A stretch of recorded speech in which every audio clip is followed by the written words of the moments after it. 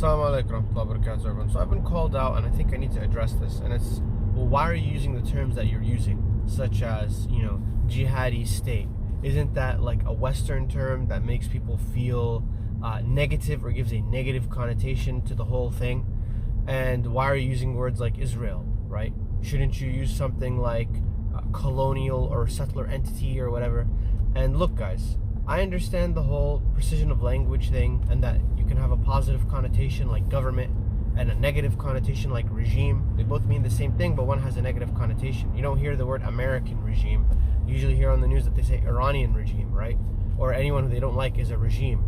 So what I'm trying to say though is I'm understanding that point of view, but I'm calling things by what they called themselves and trying to come up with a name that everyone understands. So imagine you're doing a video on Israel and you're saying the settler colonial entity every single time in the video, and then you have to explain to all the newcomers what you mean every single time.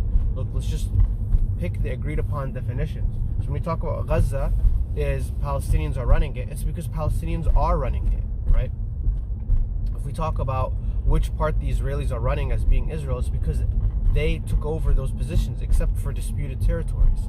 So I'm trying to base my analysis on and my words on realistically what is going on and who controls what. So when I say jihadi states, I mean states that are formally fought for by groups that they considered themselves as a jihadi group. Like the group that took over considered itself a jihadi group.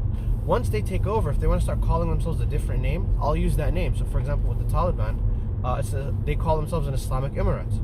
So okay, fine, you're an Islamic Emirates. But in terms of the history, right, and in terms of me trying to explain how these different groups are now taking over different areas, I use the term jihadi state. They themselves call themselves mujahideen. Now, why don't I use the term mujahid? It's because if I use the term mujahid, which is an Islamic term, it gives Islamic legitimacy, like religious legitimacy. You're saying you are a mujahid, which is a very high position in Islam. So I'm not trying to give religious legitimacy to anyone or make this a religious argument. I'm trying to stay out of that, right? So if I say, usually I like to go with the word like non-state actor or militant group, right?